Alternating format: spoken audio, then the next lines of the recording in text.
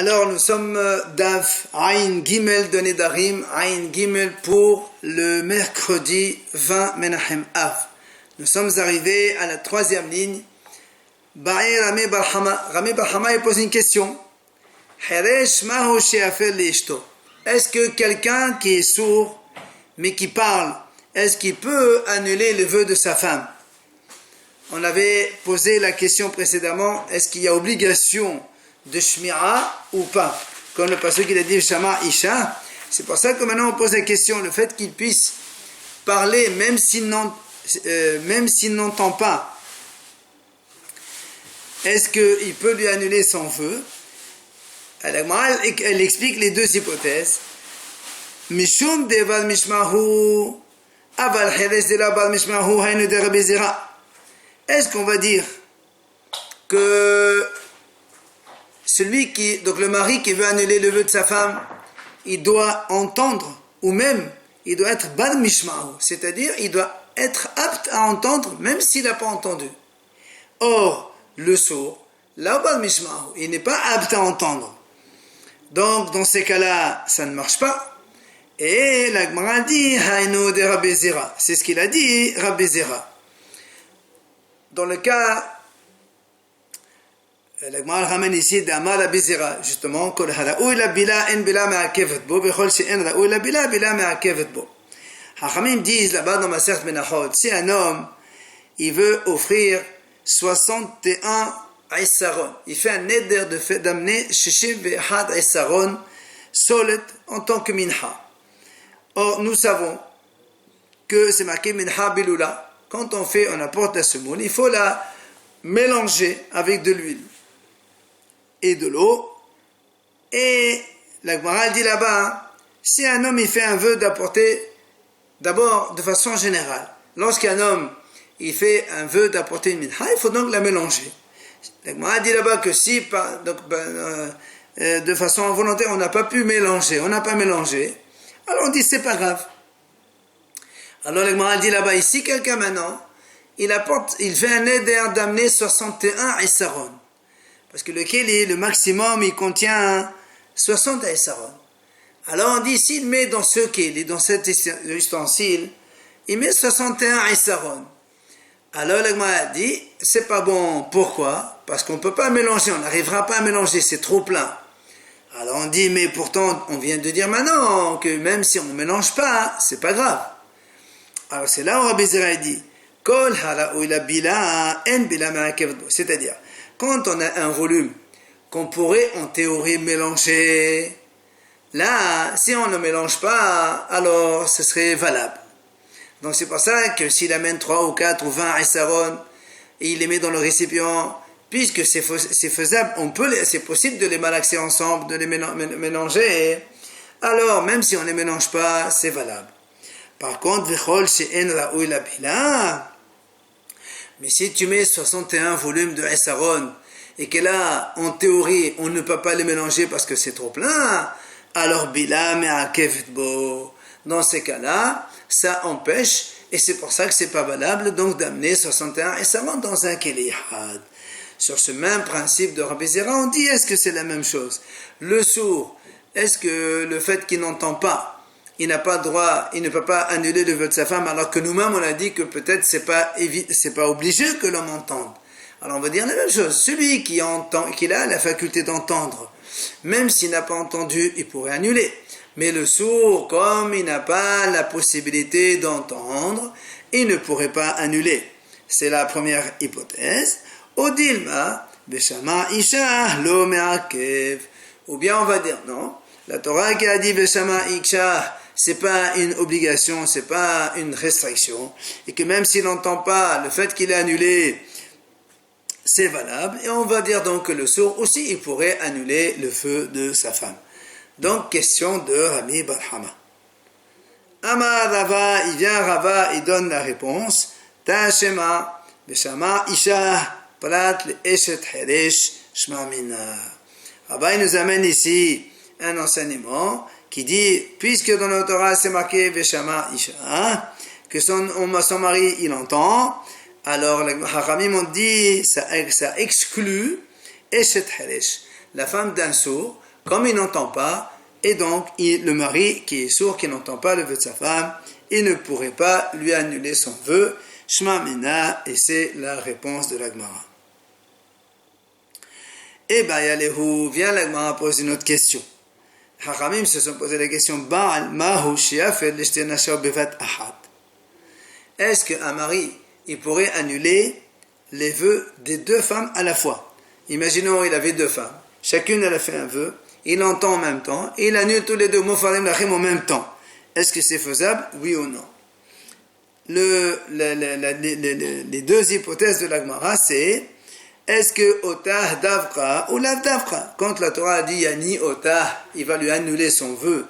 Est-ce que quand on dit Otah, ça veut dire elle exclusivement, et donc elle doit être seule, et donc si sont deux, c'est pas bon?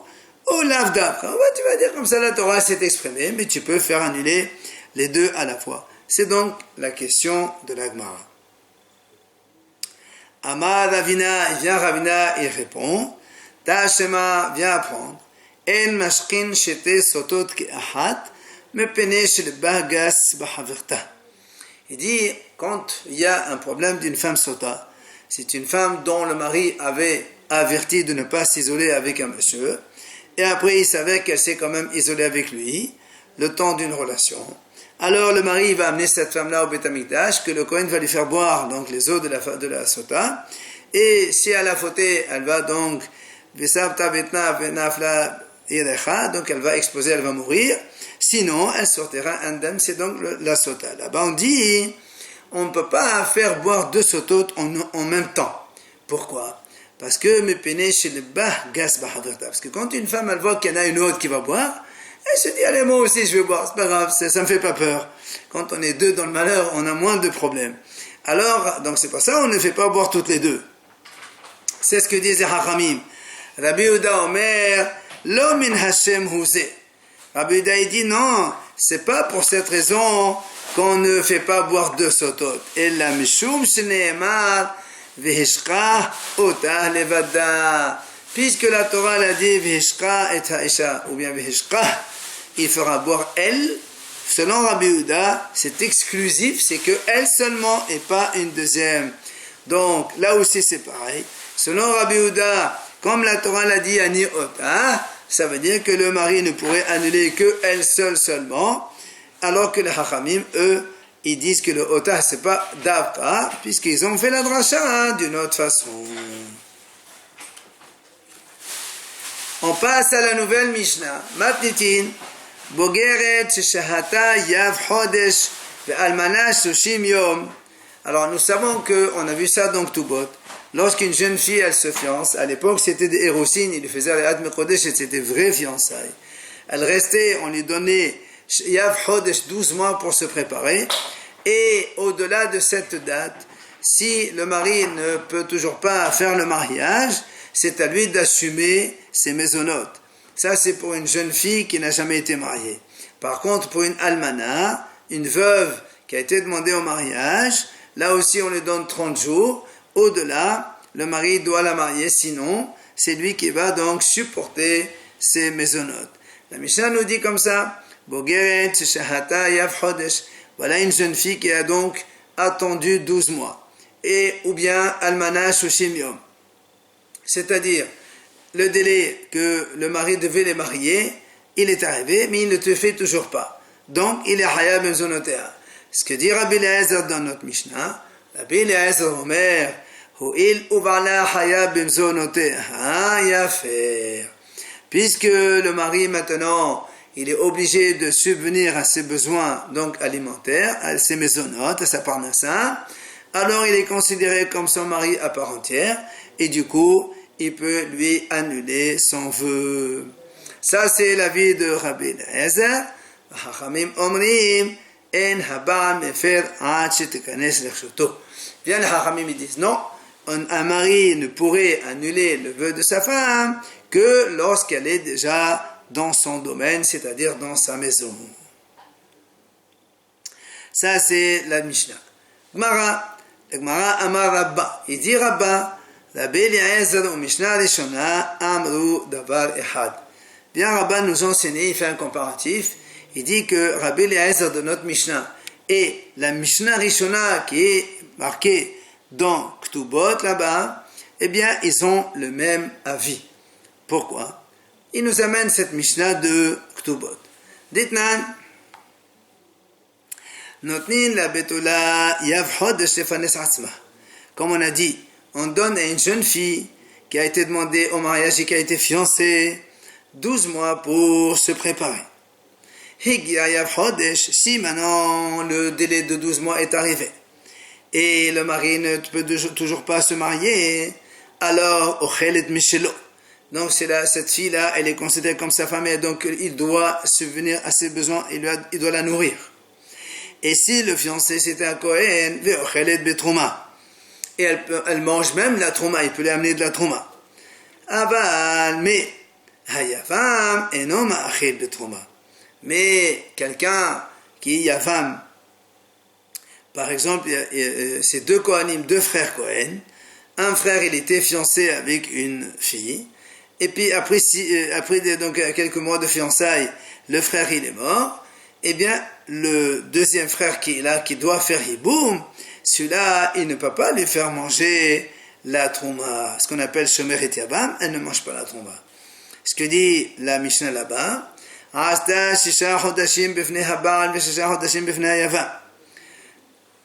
imaginons cette fiancée, cette fille-là, elle était fiancée avec le premier pendant 6 mois, après il est niftar. Et ensuite, elle a fait encore 6 mois devant le deuxième. Et même si on dit qu'elle a fait les 12 mois moins un jour avec le premier fiancé, et juste un jour avant le délai, il est niftar. Et donc, elle doit attendre encore un jour pour finir les 12 mois avec le deuxième Yava, enfin le deuxième frère. Ou encore, ou encore le contraire. Elle a fait un seul jour avec le premier frère, après il est niftar, et après elle a fait 12 mois moins un jour avec le second. Ena ochelet betrouma, elle ne peut pas manger la trouma. Zo Mishnah Rishona. Ça c'est la Mishnah Rishona. Ça veut dire, dans cette Mishnah on voit que quoi? Que c'est parce qu'il manque 12 mois moins un jour ou 6 mois et 6 mois, que le Yavam ne peut pas faire manger la fiancée de la trouma. Mashma, que si il a fini les 12 mois, donc de là on apprend que si elle a fait 12 mois, alors elle peut manger la trouma. Et donc, c'est comme Rabbi Eliezer ici l'a dit, comme les 12 mois sont passés, ça s'appelle son mari et il peut faire annulation de ses vœux. Juste la Gemara nous ramène la suite de la Mishnah là-bas. Bedin shel ahadehem amru. Donc le tribunal derrière cette Mishnah, ils ont dit, ils sont pas d'accord. En ha'isha ochelet betroma ad shetikanes la hupa. Et les Bedin ils disent non, une femme ne peut manger la troma que quand elle rentre sous la hupa avec son mari.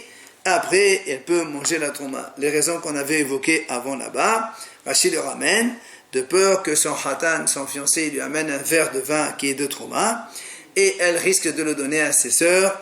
Évidemment, eux, ils sont interdits de manger la trouma, puisque ce n'est pas des Kohanim. C'est pour cette raison que Bedin Aharim ne sont pas d'accord. Quoi qu'il en soit, et là on arrive ici avec Rabba à la conclusion, comme quoi Rabbi Eliezer considère qu'après 12 mois, la fiancée, elle est considérée comme véritablement la femme de ce fiancé et donc il peut lui annuler ses vœux. Comme on a vu dans la Mishnah Rishona, qu'après 12 mois, la fiancée, elle est considérée comme la vraie femme de ce monsieur et il peut lui donner la terouma. Voilà les deux points communs que Rabba a dit. Amal et Abaye, alors il vient Abaye lui dit, Dil Malahi, peut-être que c'est pas vrai. Peut-être qu'il y a une différence entre la Mishnah Rishona et ce que dit Rabbi Eliezer ici. Et la Gemara va nous expliquer comment, Abaye va nous montrer comment c'est pas obligé que ce soit parallèle. Première possibilité, il dit, Ad kan la kashmu'inan Mishnah Rishona ella limechal betruma de Rabbanan. Avan edalim deodata et malna. Premièrement, la Gemara dit comme ça, Abaye nous dit comme ça. Peut-être que c'est pas la même chose. Pourquoi? Je peux te dire, moi, là-bas, la Mishnah Rishona, qui a autorisé le fiancé, après un délai de 12 mois, à donner la trouma à sa fiancée, parce qu'il s'agissait de la trouma des Rabbanan. Aujourd'hui, on est dans la trouma des Rabbanan. c'est pour ça que comme c'est des Hachamim, Mishnah Rishona, ils ont été donc les cool, ils ont été souples, ça va, on peut le donner à manger. Le risque, c'est pas très important. Mais dans les Nedarim, ici chez nous, peut-être que comme c'est Minatora, les Nedarim c'est Minatora, Hafarat Nedarim c'est Minatora, peut-être que les Mishnah Rishona, ils ne seraient pas d'accord avec Rabbi Eliezer, et que comme les Hachamim vont dire que le mari ne peut pas annuler les vœux de sa femme, même après 12 mois, tant qu'elle n'est pas venue dans sa maison. Donc c'est pas sûr que Rabbi Eliezer, Mishnah Rishona, ils sont d'accord. Ça c'est première opposition. Ve'adkan, et la Gemara ramène une deuxième opposition. Ve'adkan, la shamati le Rabbi Eliezer, el la gabe nedarim, kedra pinhas mishime de rava, de'ama kol hanodet adaf ala hinodet. Et la Gemara dit, deuxième possibilité d'objection, c'est que je peux te dire, moi, ici, Rabbi Eliezer, quand il a dit, il peut annuler les vœux de sa femme après 12 mois, même si elle n'est pas rentrée chez lui, parce qu'il pense qu'il drap Pinhas Mishime de Rava. Comme il a dit Rapinhas. Rapinhas a dit, Kol Hanoder, toute femme qui fait un vœu, elle le fait en Da'at Bala, c'est-à-dire dans l'intention, dans l'esprit de son mari. Si son mari n'est pas d'accord, c'est sûr qu'elle est aussi d'accord qu'il annule. C'est pour ça que cette femme-là, même si elle était fiancée, quand elle a fait le vœu, elle a fait al-da'at son fiancé, et donc c'est pour ça qu'il peut annuler son vœu. Aval la trouma, que là-bas dans la trouma, peut-être que Rabbi Eliezer lui-même, il dirait, moi je ne suis pas d'accord avec Mishnah Rishona, c'est-à-dire comme dans la trouma il n'y a pas da'at be'alim, même si la trouma elle est midrabanan, que c'est pas très important, peut-être que Rabbi Eliezer dirait là-bas que quand une femme fiancée, elle est restée 12 mois avec un fiancé Kohen, elle ne s'est pas encore mariée, et bien Rabbi Eliezer va dire que le mari ne peut toujours pas lui donner la trouma, comme ils ont dit Bedin Aharehem, et donc ce n'est pas, tu vois bien que ce n'est pas du tout parallèle, ce n'est pas obligé de dire, comme il a dit Rabba, que Rabbi Eliezer et Mishnah Rishona, ils disent la même chose.